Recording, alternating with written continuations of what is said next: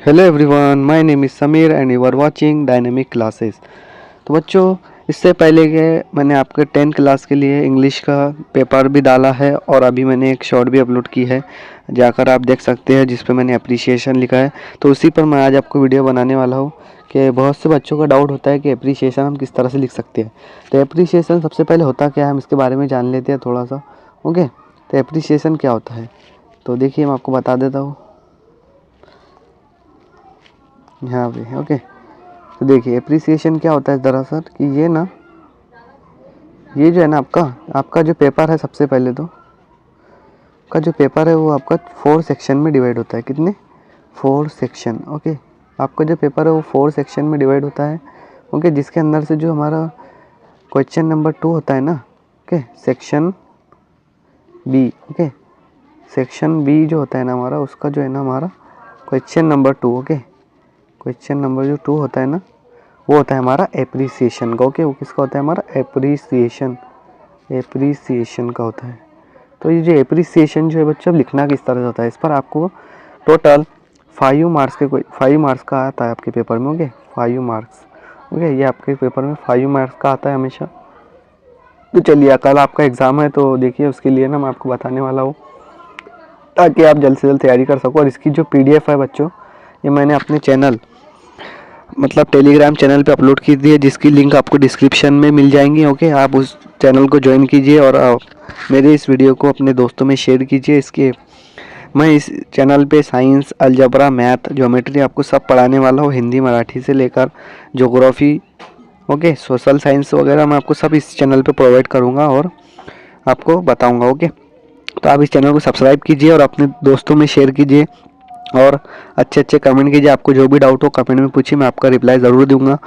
और इसी के साथ मेरे टेलीग्राम चैनल को भी ज्वाइन कर लीजिए, वहाँ पे आपको स्टडी मटेरियल मिलने वाला है। ओके, तो चलिए फिर वीडियो को स्टार्ट करते हैं। सबसे पहले अब देखिए, अप्रिसिएशन का जो होता है वो हमारे मार्क्स किस तरह से मिलते हैं अप्रिसिएशन पे लिखने पे। ओके, तो सबसे पहले देखिए, अगर आपको जो है ना, आपने अगर टाइटल लिखा ना बच्चों, ओके, आपने क्या कर दिया, अगर टाइटल आपने लिख दिया तो आपको मिलेगा हाफ मार्क्स। Okay, half.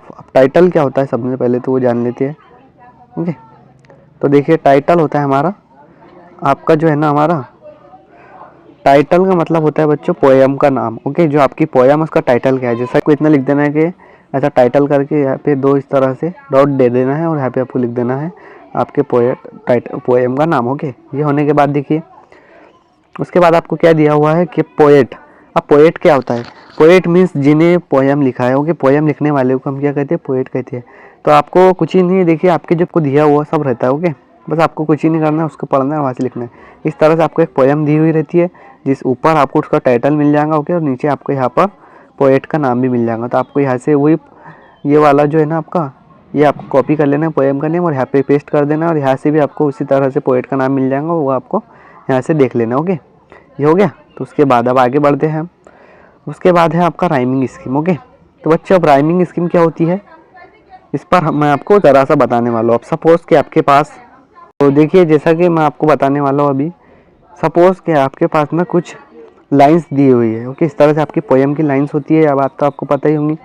इस तरह से 4 लाइंस होती है। ओके, ये 4 लाइन आपको देखना है, इसको बोलते हैं हम, इसको मिलाकर हम कंबाइनली क्या बोलते हैं बच्चों, इसको हम बोलते हैं क्या, इन 4 लाइंस को हम बोलते हैं स्टैंजा। ओके, इसी को हम क्या बोल सकते हैं? स्टैंजा हम इसको बोलते हैं। ओके, स्टैंजा होता है ये। Okay, first stanza, third stanza, इस तरह से आपके जो स्टैंजा होते हैं उसी को मिलाकर जो है ना हमारे क्या बनती है एक, और सॉरी 4 जो लाइंस होती है उसकी मिलाकर हमारी क्या बनती है? स्टैंजा बनता है।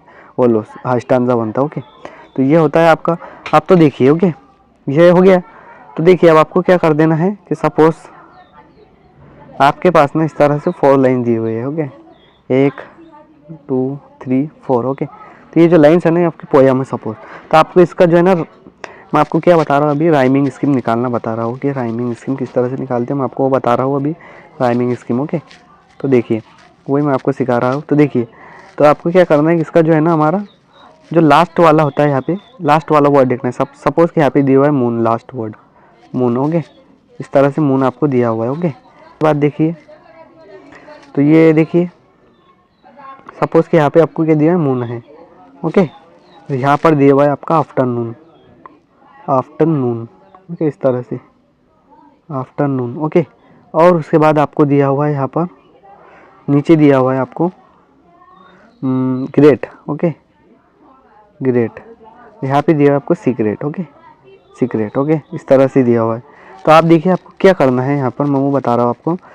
तो आपको चेक करना है कि यहाँ पे जो मून है, ओके, ये जो सबसे पहले वाला जो वर्ड है ना बच्चों, इसको आपको नाम दे देना इस तरह से स्मॉल ए, ओके। तो आपको नाम क्या दे देना, स्मॉल ए, थोड़ा अच्छे से बना देता हूँ। तो आपको इसको नाम क्या दे देना, स्मॉल ए, दे दिया आपने इसको नाम स्मॉल ए। अब आपको देखना है कि ये वाला जो मून है इससे जो है ना हमारे सेम वॉइस वाला कौन सा है, आफ्टरनून, मून आफ्टरनून। देखिए मैच हो रहा है तो आपको इसको फिर से ए नाम दे देना है क्योंकि इससे मैच हो रहा है, ओके। तो उसके बाद जो है ना आपको ये आफ्टरनून हो गया। उसके बाद नीचे वाला देखिए ग्रेट, क्या ये मून या आफ्टरनून से मेरा है ग्रेट, नहीं, तो ये अलग हो गया इसलिए इसको बी नाम दे देना है, दे दिए। उसके बाद देखिए ग्रेट जो है ना सीक्रेट, ग्रेट सीक्रेट एक दूसरे से मिले थे, उसको आपको फिर से बी नाम दे देना है, ओके। तो ये हो गया हमारा, इसी को ही हम क्या बोलेंगे बच्चों, इसी को ही हम बोलेंगे कि हमारी राइमिंग स्कीम। तो बस आपको इस तरह से निकालना है और आपको कह देना है कि राइमिंग स्कीम इज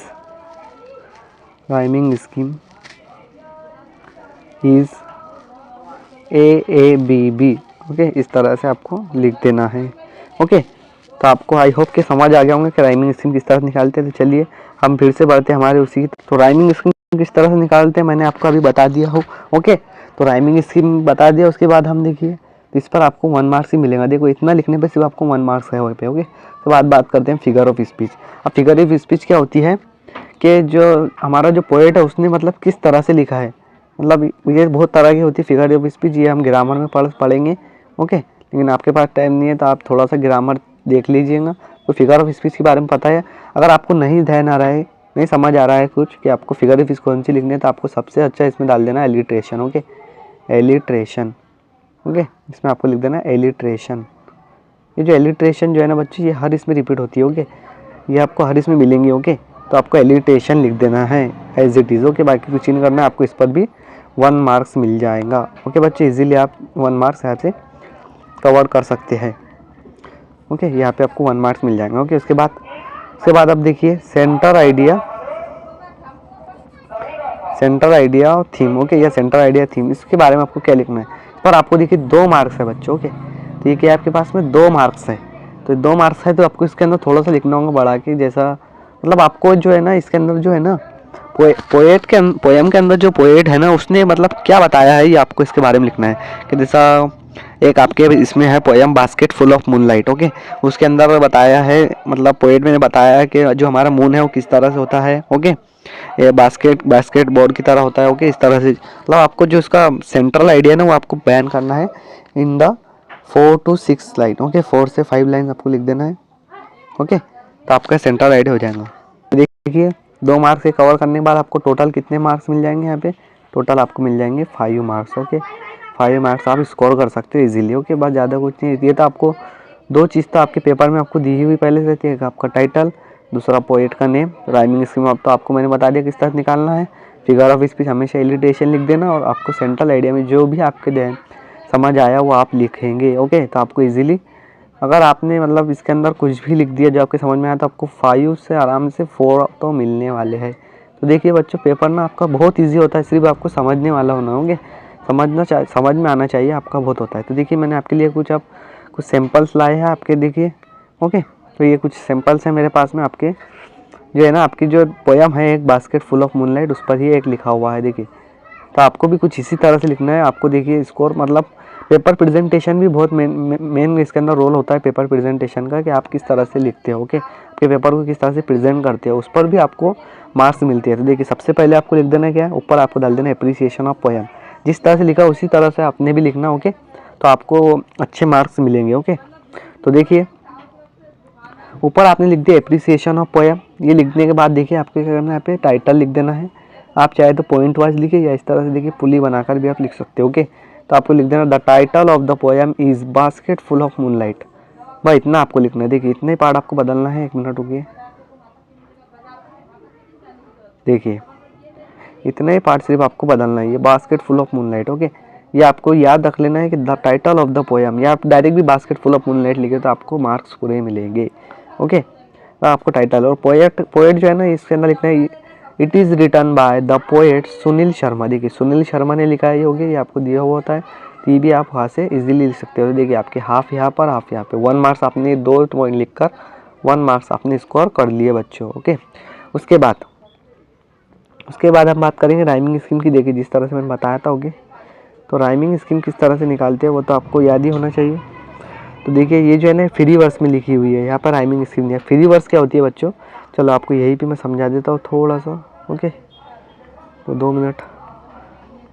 तो देखिए अब फ्री वर्स हम किसे कहते हैं, फ्री वर्स, ये भी तो आपको याद होना चाहिए ना। अब आज का आपके पास लास्ट डे है पढ़ने के लिए, तो मैं ज़्यादा डिटेल में नहीं जाऊँगा, बस आपको थोड़ा सा मोटा बता देता हूँ कि देखिए ये हमारे 4 लाइन से जो पोएम की, ओके, इसके अंदर से देखिए कोई भी मैच ना हो। ओके, सपोज़ कि यहाँ पे मैंने इससे पहले मून लिया था, ये मून है, या फिर लाइट है, ओके, यहाँ पे ऑरेंज है, ओके, ऐसा कुछ, मतलब सबों में मतलब ये अलग अलग फ्लो हो रहा है, मतलब एक ही इसमें एक ही रिदम में नहीं लिखी हुई है ये।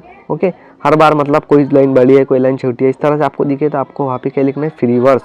आप जिसका मतलब हमारा राइमिंग स्कीम जिसकी आप निकाल ना सको, उसको ही आपको लिख देना है फ्री वर्स, जिसकी राइमिंग स्कीम इम्पॉसिबल हो निकालना, उसके लिए उसकी जगह पे आपको क्या लिख देना है, उसकी जगह पे आपको लिख देना है बच्चों फ्री वर्स। ओके, आ गया समझ में?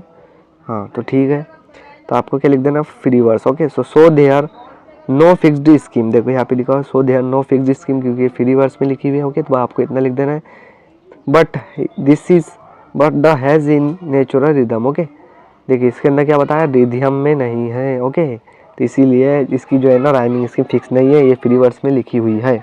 आगे बात समझ में? उसके बाद अब फिगर ऑफ स्पीच की बात करते हैं।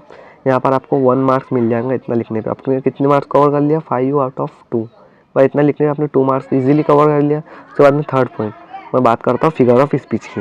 तो देखिए फिगर ऑफ स्पीच में आपको क्या लिखना है बच्चों, फिगर ऑफ स्पीच में आपको लिखना है the prominent figure of speech used is alliteration. देखो मैंने आपको बताया था ना एलिट्रेशन, तो ये जो एलिट्रेशन है ना, ये बच्चों बहुत इसमें दोहराई जाती है। ओके, हर बार मतलब ये रिपीट ही होती है। हर आपके जो आप देख लेना अपनी जो पोयम है उसके अंदर आपको हर पोयम में एलिट्रेशन मिल जाएंगी, मतलब इसके अलावा भी होती है रिपीटेशन, हाइपरबोल, इस तरह से बहुत सारे होते हैं, लेकिन आपको एलिट्रेशन ही याद रखना। एलिट्रेशन होती क्या है, देखिए एग्जाम्पल दे दो इसकी, सो सीड ऑफ मून। दोस्त जो साउंड ऑफ एस है ना बच्चे, यहाँ पे जो एस दिख रहा है आपको, ये देखिए साउंड ऑफ एस इस रिपीट। ओके, एस का जो साउंड यहाँ पे रिपीट हो रहा है, देखिए सो सीड। ओके, ये जो एस का साउंड है रिपीट हो रहा है, देखिए यहाँ पे लिखा हुआ है the sound S is repeat. Okay, इसीलिए क्या है, ये एलिट्रेशन है। एक रिपीटेशन आती है, रिपीटेशन में पूरा वर्ड रिपीट होता है, जैसा सीड है, सीड है सीड। ओके, इस तरह से होगा, सीड है सीड, 2 बार, मतलब एक ही वर्ड जो है ना 2 बार आएगा आपका, तो उसे हम क्या कहेंगे, रिपीटेशन। अब हम बढ़ते हैं लास्ट पॉइंट पे। देखिए अगर आपको सेंटर आइडिया नहीं भी आया बच्चों, तो आपने यहाँ तक कितने पॉइंट कवर कर लिए बच्चों, 5 आउट ऑफ 3। लेकिन अगर आपको पूरा स्कोर करना है तो आप कुछ ना कुछ इसमें लिखिए, इसे खाली मत छोड़िए। ओके, ये तो कोई बच्चे क्या करते हैं, इसे खाली छोड़ देते हैं। अगर आप इसे खाली छोड़ देंगे तो आपको 0 मार्क्स मिल जाएगा, लेकिन अगर आपने इसे लिख दिए, जो आपके मतलब आपके जो माइंड में चला उसको आपने अच्छी तरह से रिप्रेजेंट करके लिख दिए, तो आपको इजीली 2 में से 1 तो मिल ही जाएगा। मतलब 0 से तो बेहतर, अगर जो आप पर आपका 5 आउट ऑफ, जो आपका 5 आउट ऑफ 3 बन रहा था उसकी जगह आपका 5 आउट ऑफ 4 बन रहा है, एक ही मार्क्स कम है, तो आपका ये मतलब परफेक्ट रहेगा या फिर ये। ओके, तो इस तरह से आपको कुछ भी जो अपने माइंड में चल रहा है ना, उसे आपको इस पॉइंट के रिलेटेड लिख देना है। नहीं, अगर आपके मतलब कुछ समझ नहीं आ रहा तो आप क्या करोगे, तो उसकी जगह पे आप क्या करोगे, पोएम को एक बार रीड कर देना अच्छे से। रीड करने के बाद आपको खुद समझ आ जाएगा कि इसके अंदर मतलब पोएट ने क्या बताया है। ओके, तो ये आपके खुद ब खुद समझ में आ जाएगा कि पोएट ने इसके अंदर आखिरकार क्या बताया है। ओके, और आप उसको इजीली लिख सकते हो, बस सिंपल लैंग्वेज में लिख देना है, इस तरह से पूरे मार्क्स मिल जाएंगे। देखिए यहाँ पे किस तरह लिखा है, the poem is about the innocent and loving of small child. जो हमारा छोटा बच्चा होता है ना, उससे रिलेटेड ही पोएम लिखी गई है। वो want to throw basket full of moonlight. Okay, जो मतलब हमारा जो बास्केट होता है, बास्केट फुल ऑफ मूनलाइट, उसकी तरह फ्रॉम मून टू लाइट, जो लाइट आती है और जो सिटी की तरफ गिरती है तो अनसेफ होती है, is unsafe path from the end city two is village. मतलब इसके अंदर क्या बता रहा है कि जो आपसे मतलब एक जो छोटा जो बच्चा है वह मतलब गॉड से जो है ना प्रेयर कर रहा है कि मेरे पापा जो है ना कि वो लेट नाइट घर आते हैं, तो हमारी जो सिटी है वहाँ की जो रोड है जो हमारी वहाँ का जो पाथ है वहाँ पर जो है ना लाइट वगैरह नहीं लगी हुई है, तो इसीलिए जो है ना तो basket full of moon light, जो हमारी जो मून लाइट की जो लाइट होती है उसे आप मेरे पापा के कने बरसाइए। ओके, इस तरह से इसमें बताया गया है। इसी को आपको बस इंग्लिश में लिखना, बस इस तरह से समझ के बात। ओके, तो आपको देखिए इस तरह से बस देखिए आप बस इतना अगर 5-6 पॉइंट अपन लिख लेते हैं, 5-6 लाइन, ओके, तो आपको जो है ना 2 में से 2 आउट ऑफ मिल जाएंगे। तो कितना इजी था देखे ना आपने। तो एप्रिसिएशन बच्चों ज़्यादा बड़ा नहीं है, आप ऐसा मत समझो कि एप्रिसिएशन बड़ा है। एप्रिसिएशन के इतना जो मतलब स्कोरिंग मार्क्स होती है ये, ओके, सब आपको दिया हुआ रहता है, इसमें तो आपको बहुत ईजी है। तो एप्रिसिएशन किस तरह से लिखना आपको समझ आ गया होगा।